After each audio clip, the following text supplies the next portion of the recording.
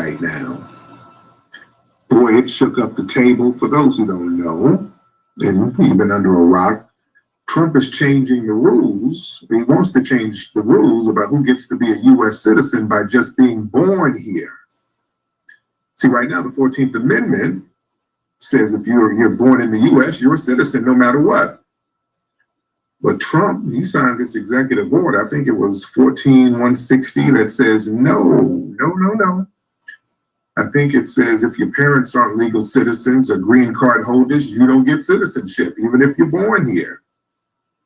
And before now, judges, they blocked the order nationwide, meaning it can't, you can't use that executive order anywhere. Now, what the Supreme Court just said, because we got to be very clear, people think that birthright citizenship is just thrown out altogether, but no, it's weakening birthright citizenship to a certain degree. The Supreme Court, they said from now on, lower courts can't hold back a law or policy nationwide, meaning they can block it in their own state or district, even though some of the judges who still think Trump's order might be illegal or unconstitutional, the policy, it could be used in parts of the country. So they can enforce this thing now in certain parts of the country, depending on the state. So a lot of the Democrats and immigrants, they're very nervous right now because birthright citizenship is not officially ended, but this new ruling creates a loophole. So Trump's order can now be enforced in many areas, especially in the red states. And these kids out here born to undocumented parents in those states, you might not get citizenship. No birth certificates, no social security number, none of that stuff. So this is weakening that, and it forces people to fight it in court state by state. So it creates an uphill battle for people to come in and just start anchoring themselves. You see. And, it's going to go back to the Supreme Court. I mean, there's a lot of stuff going on, but this is a game changer. And the thing is, when Trump got up there today and did a speech, he said, listen, the 14th Amendment was intended for the babies of slaves. And boy, that really rocked a lot of people's boats, which is true. Yes, indeed. Yes, indeed. Peace and blessings, everybody. It's your boy, Jay Taylor. Voices for the voiceless. Good afternoon. Happy Sunday. So, as you just heard, and as the title says, Trump says that birthright citizenship is not for illegal immigrants, but is for the babies of slaves. Meaning that FBA people, a specific group of people, not just black people, but people that are the descendants of slaves in this country. Those are the only people that automatically have citizenship here. So what that does is puts a damper on illegal immigrants to just come into the country and claim citizenship over any other demographic of people, So that was huge. And for him to specify FBA lineage like that also, what a lot of people don't understand, what Trump is throwing foundational Black Americans as a bone here as it pertains to reparations. If we all come together as foundational Black Americans and put together as a collective a proposition that is economically sound, we can legitimately apply for reparations. And people running around talking about that. Trump just threw Black people a bone. You know what I'm saying? And, it's some people here in Chicago, an organization by the name of Chicago Flips Red, Danny C and Zoe Lee and Jessica Jackson and them, they actually are putting together a proposal for that, to, chop it up with Trump about foundational Black Americans receiving reparations under the 14th Amendment, birthright citizenship.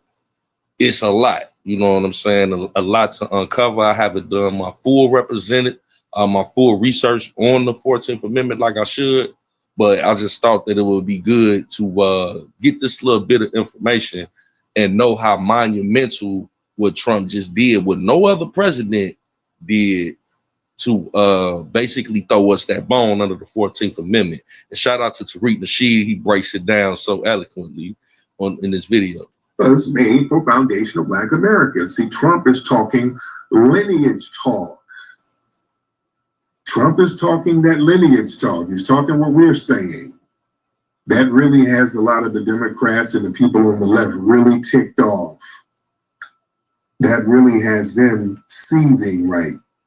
They're seething right now, like Tariq just said, because the Democratic Party actually supports illegal immigration.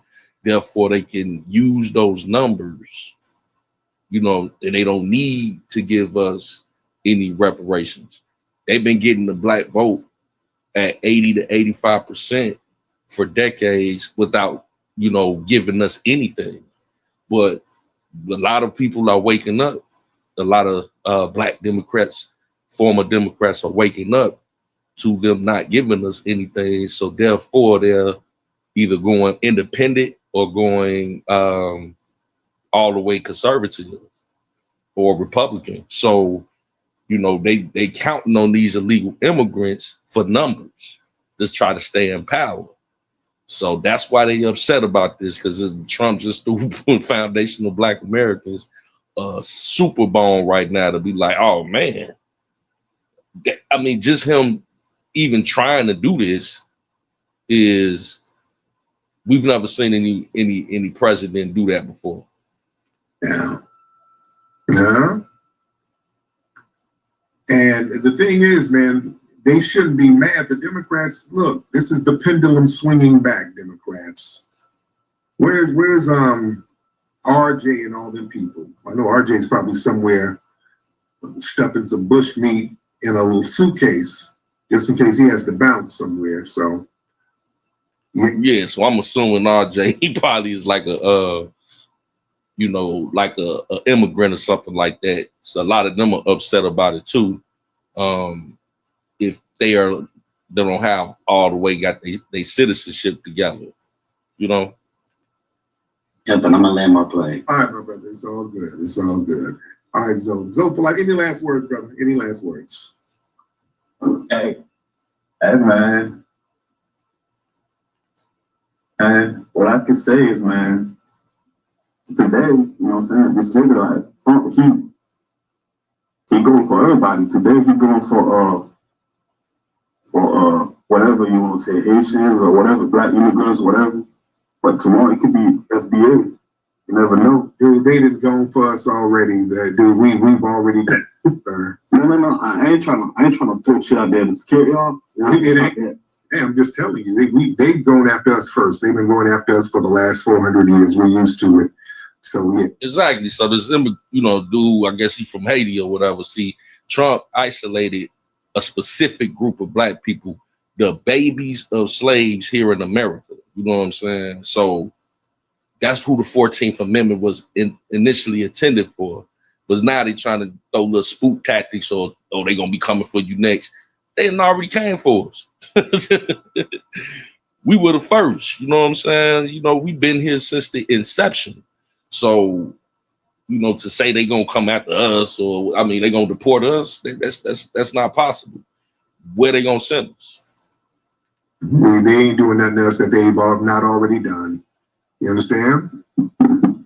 Yeah, man. But that's us Haitians, man. Nah, we be good, bro. We fine. Like shit. The first time he been on Haiti too. He always been Haiti. He always got beats with Haiti. Mm-hmm. It's all good though. Yeah, because you still got that Haitian accent. When did you get here? Me? Yeah. Nah. Go up a little bit more, man. Congressional Black talkers. Some of your kin folks getting rounded up. How are y'all trying to scare us?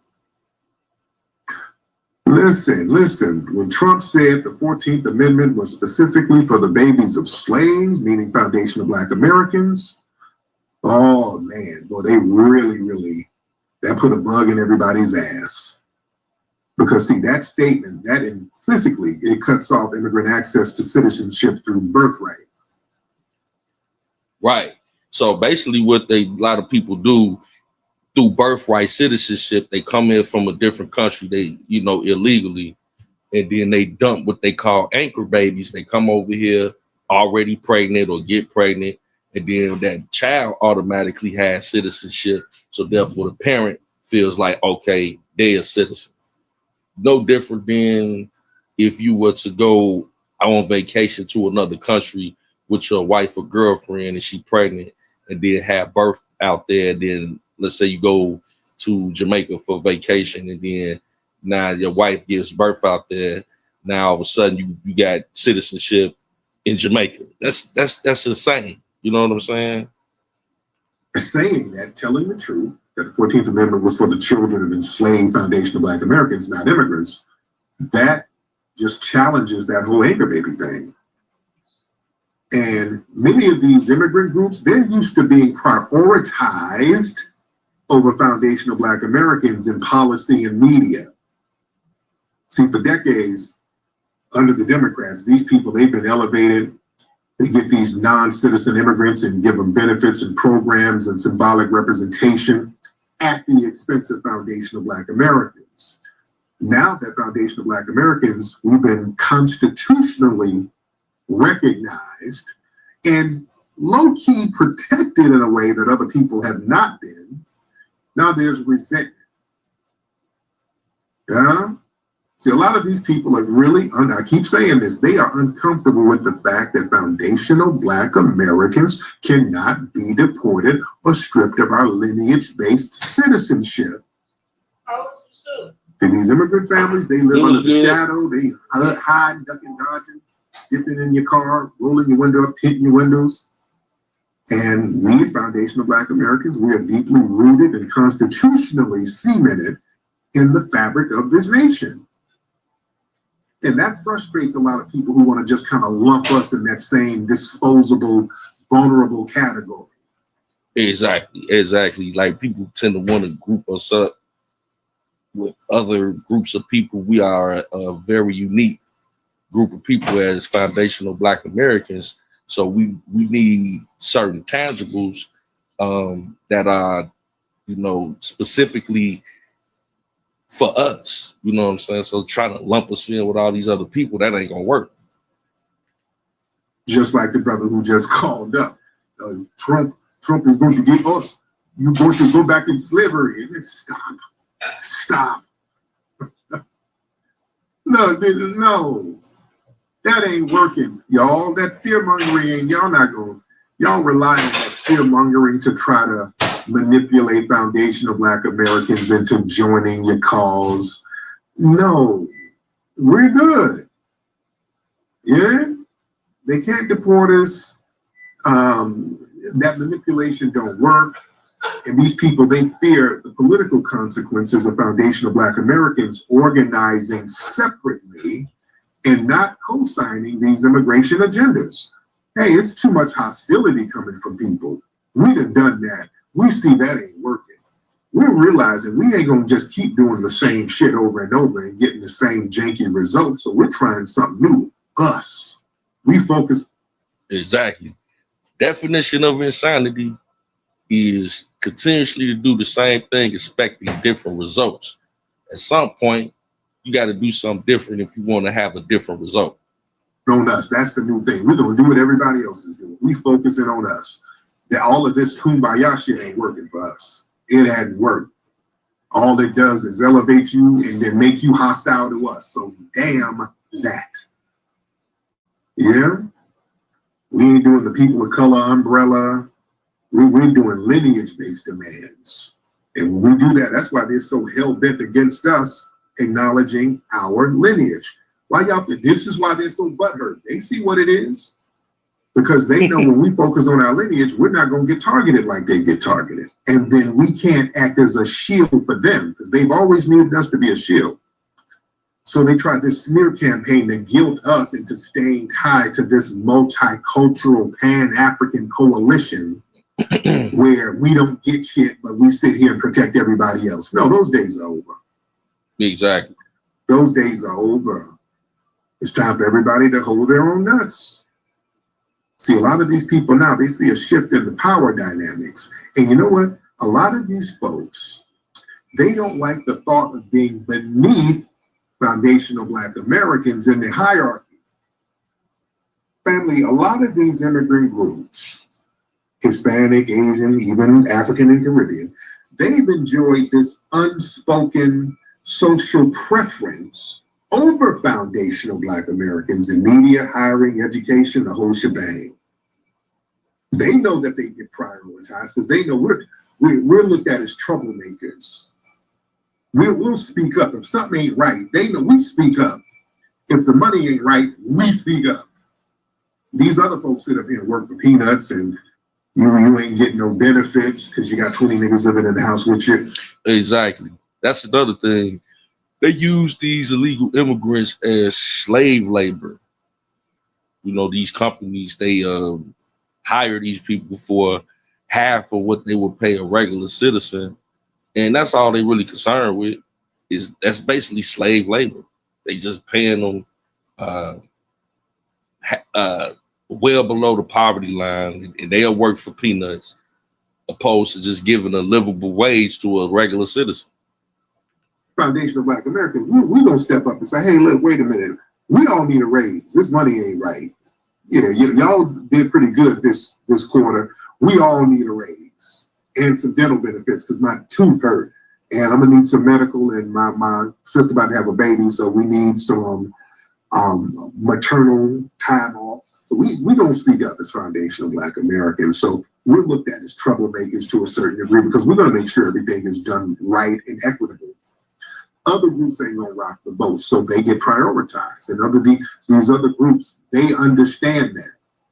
Now that they are not being prioritized, and foundational Black Americans, as Trump has said, we're the intended beneficiaries of the 14th Amendment. See, that did flip the social order. You understand? Yeah, see, that's why they upset because they've been getting all these benefits off of the efforts of us.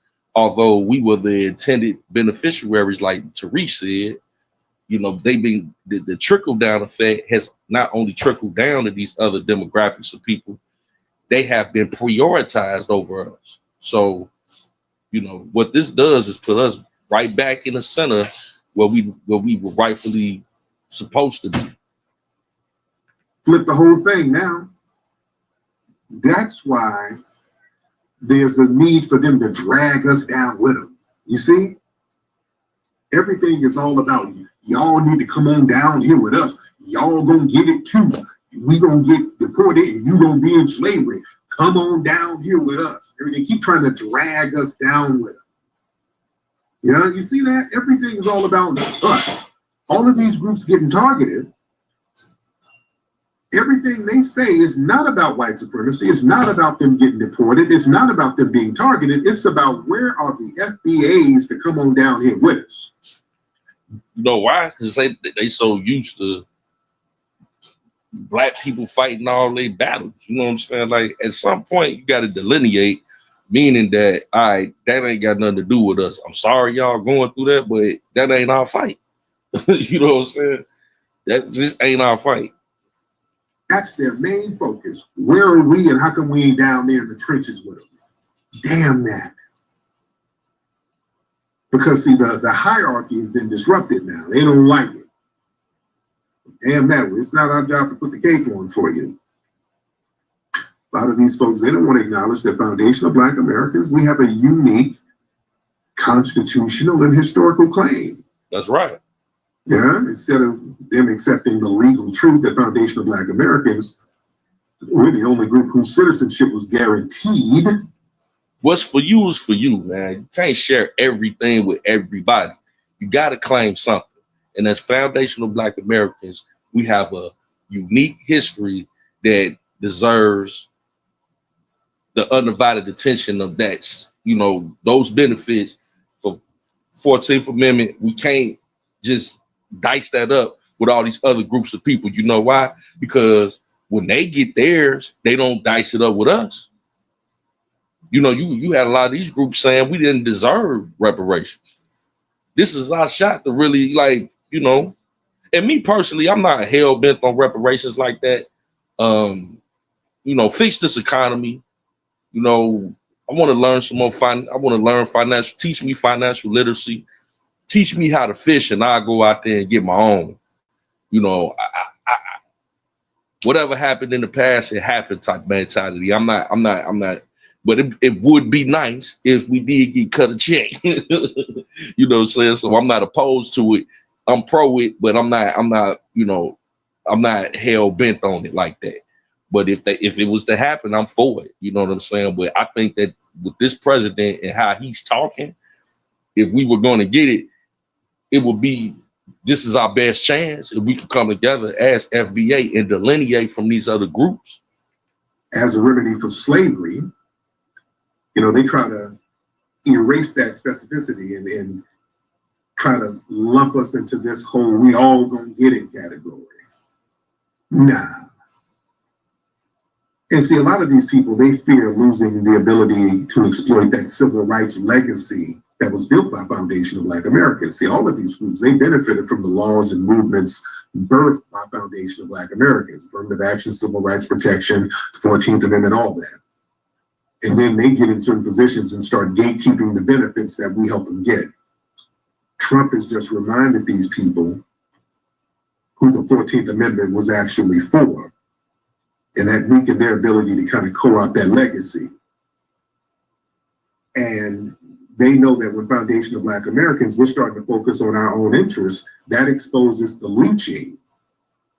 So it's not, these folks ain't just pissed off about Trump, it's all about the implications. See,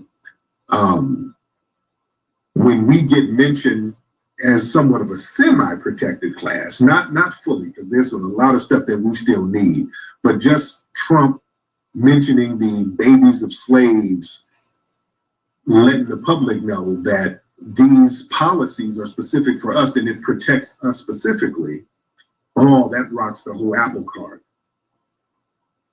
You see? Watch the people that come out against this. The people that have something negative to say about what Trump said, especially the Black people, you know what I'm saying? They got something negative to say about this. Watch them, watch their reaction. Those are the people you need to keep your eyes on, because those are the traitors.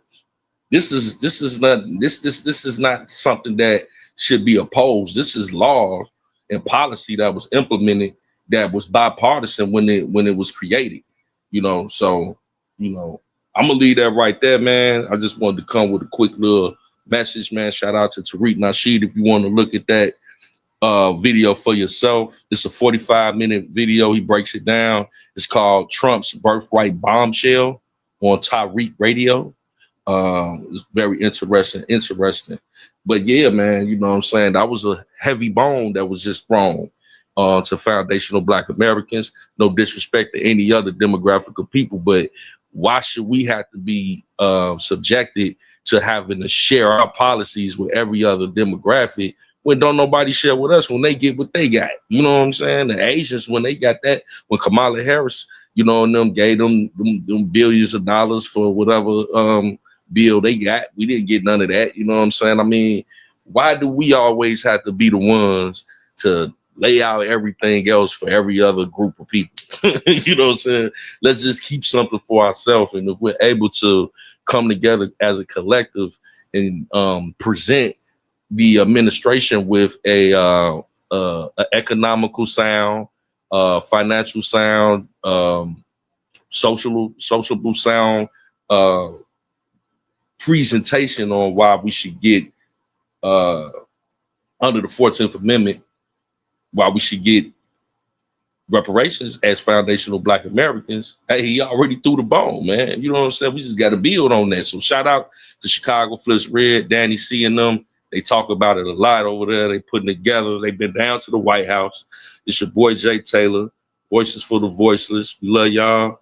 Until next time, we'll talk to you soon. Peace and blessings.